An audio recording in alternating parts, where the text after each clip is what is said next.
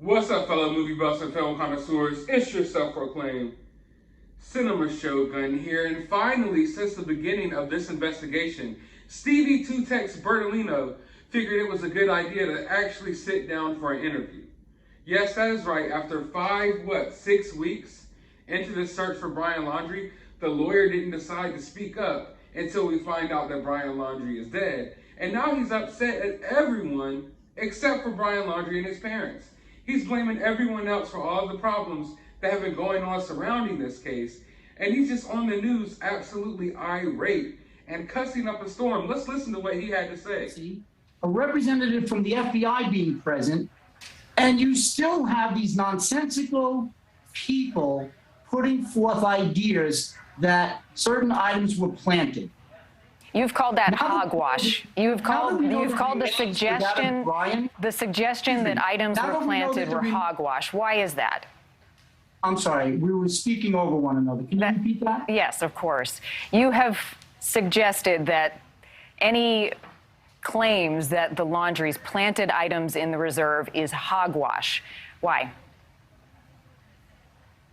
Monty, I thought I was very clear in just explaining to you why. If you've got the FBI, the local PD, an independent news reporter, all there at the same time seeing the same thing, you've got quote-unquote surveillance of the Laundries 24/7 by protesters and people of the press. When did you think these items were planted?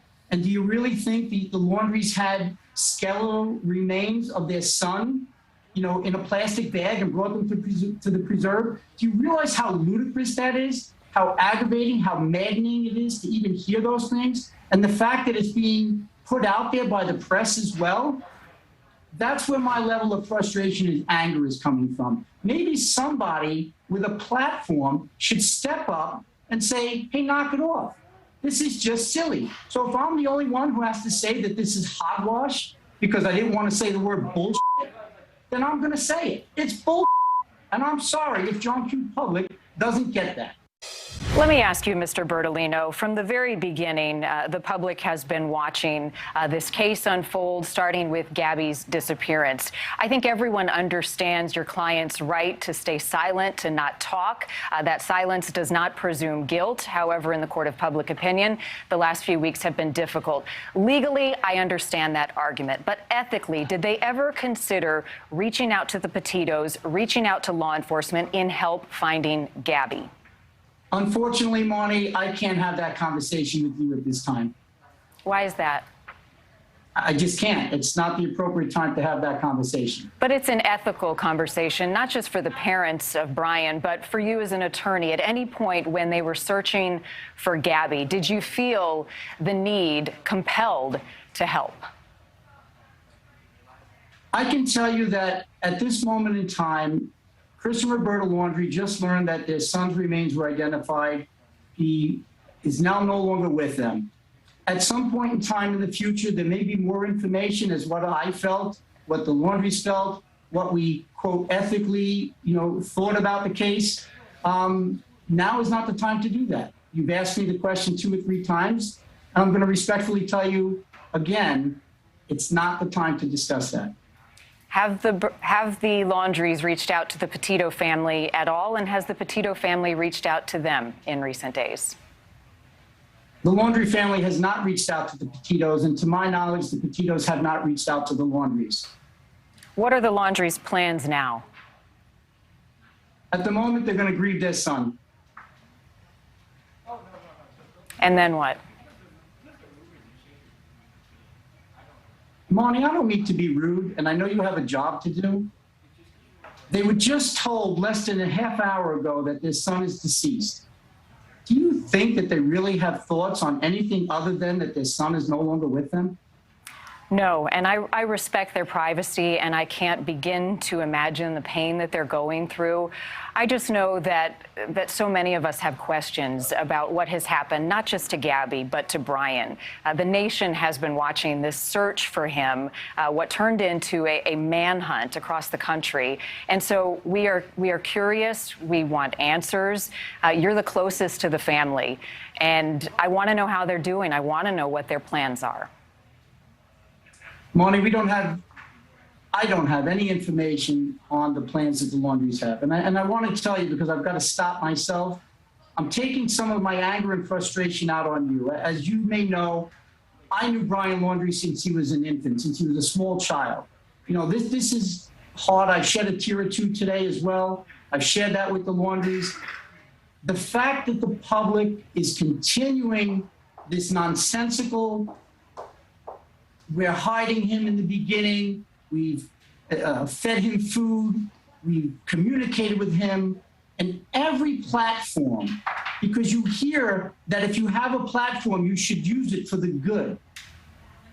You respect that they have the right to remain silent, but there are people in your position, maybe not you, but in your position, that never once pushed back on these so-called experts and pundits who did nothing but say, this is immoral, this is unethical. Somewhere along the line, somebody with a platform, someone in your position should have said, hey, you know what? Back off. This is America, and in our system of justice, they have the right to remain silent.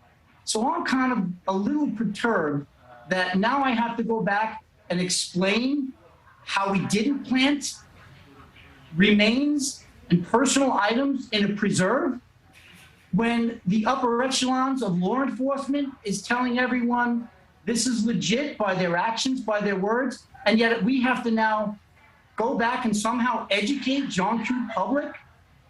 And you guys perpetrate this. You put it forth and you Well, I'm continue going to stop you right there. I have said a number of times that the Laundrie parents have every right to remain silent, whether the public agrees with that right or not. But our search is for answers, and that is where it will continue to lie. Answers not only in what happened to your client, Brian Laundrie, and what happens with his parents moving forward, but also what happened to Gabby. And there are many who are concerned that we may never know what happened in this case, given what has transpired today. As I've said now for probably the fourth or fifth time, today is not the day. Why is this guy so upset? He's acting like we killed Gabby. He's on here screaming and yelling and just going crazy on this woman as if we killed Gabby. No, Brian killed Gabby. Your client killed Gabby. Your other clients hid Brian. Stop blaming everyone else for your problems and everything that's going on. No one did anything wrong but you and your clients. If you didn't advise your clients to be quiet throughout these last 5 weeks, while the search was going on for their son, maybe people would have given them some sympathy or the benefit of the doubt. But you didn't do that. They refused to answer Gabby's calls, and then every single day for the last 5 weeks, refused to answer any questions or show any sympathy or to help the search at all, or to aid law enforcement. They've even switched the dates up, and all types of different things are going on in this case, and you expect us to care about what they're going through right now. I don't give a single shred of a fuck. I did a lot of soul searching last night, and I couldn't find a single slice of a fuck to give, and I'm not going to start today. He keeps saying that all of these theories are ludicrous and crazy and wild, but he himself could have put a rest to all of these theories months ago. All they had to do was have a press conference, have Brian's parents say a few things, show some concern on their face, and say that they don't know where their son is and that they're trying to find their son. And most people, not all, but most people would have left it alone. I would have left it alone. We probably wouldn't even know each other right now. You wouldn't even be watching this video right now if the parents did the right thing and they came out and showed some concern. Because if they showed genuine concern on their face, I wouldn't be here making these videos, but they didn't. They remained quiet for weeks on end. They changed up dates, they changed up details, they refused to talk to Gabby's parents. They did everything wrong, everything wrong.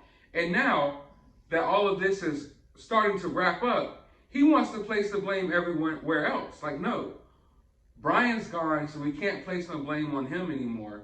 We can't hold him accountable.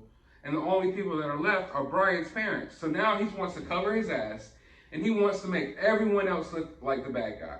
You're wrong for thinking this. You're wrong for thinking that. You're wrong for saying that. When all this time, all he had to do was come out and clear things up from the beginning. But no, he waited until now because they thought that Brian might have gotten away.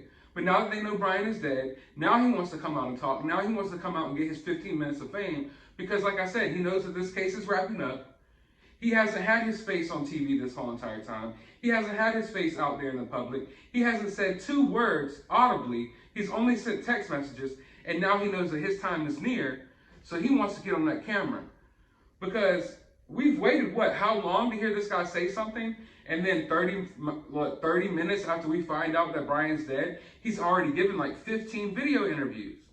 Where were all these interviews before? And then he comes straight out the gate just mad and pissed off and cussing and yelling at everyone else when he's to blame for all these problems. I mean, if you take his word for it, Chris and Roberta aren't even to blame, it's him, because he told them not to say anything this entire time. And how does that make sense? I know you have the right to remain silent, and you should maybe be quiet and not talk to the police, but they could have said something to the general public, and then maybe the general public wouldn't be outside with bullhorns in front of their door. But they didn't. They listened to his advice. And where did that get them? Nowhere. It got them into this shithole and into this madness. And it's not going to end now because they didn't put an end to it in the beginning. They could have nipped it in the bud, but they didn't. And now everything has flying off the rail and has gone too far. So who knows what level of harassment Chris and Roberta might still be going through with these protesters and everything else. But it didn't have to happen this way. And he knows it didn't have to happen this way. But instead of taking that responsibility on his own, instead of reaching this point now and realizing that he made the wrong move by telling them not to talk, he's going to blame everyone else. The news is at fault. The general public's at fault. I'm at fault for saying these things and talking about this case. Like, it just doesn't make sense. It's all ridiculous. And then you can see the energy he had here. I watched all the interviews yesterday. When he was interviewed by a man, he seemed way more timid. But when he was interviewed by a woman, you could see him just flying off the rails, screaming and yelling. Like, he didn't have that same energy with the dude that interviewed him. But he had that energy with this lady. So I don't like that either. That's kind of weird. Like, why all of a sudden do you feel the need to yell and scream when you're talking to this lady, but the guy before her that interviewed you asked you the same questions and you didn't have that same type of energy? So that kind of threw me off as well. In every interview that he's done, he keeps saying that it's immoral and unethical to criticize the Laundries. You want to know what's immoral and unethical? Strangling your girlfriend and then driving back home in her van while using her credit card to get across country so you can go back to your parents. You know what's immoral and unethical? Knowing that your son killed his fiance, so you refuse to answer his fiance's parents' phone calls, and you tried to hide him and give law enforcement false information while he's out on this reserve and decided to end himself. That's what's immoral and unethical. You know, I honestly can't believe that he decided to come out here with this type of energy and to go off on these rants. He's making himself look worse. He's making the Laundries look worse. If he was a good lawyer, if he was a good PR person, he knows that now is not the time to come out and point fingers at everyone else. No, the fingers are all still pointing at y'all, and y'all need to defuse the situation. Not come out here swinging. He's coming out here swinging for the fences, pointing the finger at everyone. And he wants people to show sympathy now, even if people were coming around to maybe showing sympathy for the Laundries, even if people were coming around to giving them the benefit of the doubt. Now they turn on their television and see their lawyer on here cussing out this woman and saying that everybody is full of bullshit because we don't believe what his clients had to say. But I'm sure that within the coming days, we will see this lawyer on TV a lot. Because like I said, we haven't seen him this whole entire time. But yesterday, within 30 minutes of that announcement, I saw 4 interviews with this guy. 4 interviews. I am working overtime tonight on these YouTube videos because this guy did 4 interviews back to back to back to back. Had the most to say, but had 0 to say this whole time that we've been searching for Brian. If he was this transparent throughout the whole time, we wouldn't be here right now. But I want to know your thoughts and your opinions about all of this down in the comments below, because surely you have some. And I know a lot of people are going to feel some type of way about what this lawyer has to say. So let me know down in the comments below. While you're down there, hit that thumbs up button, hit that subscribe button, ring that notification bell. Go to the description of this video. I have a link to my other channel. Go subscribe over there. I will have a link to my CashApp if you would so kindly like to support the channel to get better audio and video equipment. I'll have the link down in the description of this video as well. Also a link to my Twitter if you want to contact me and follow me on there. But as always, find some time out of your day to go watch another one of these interviews because he's going to have a lot.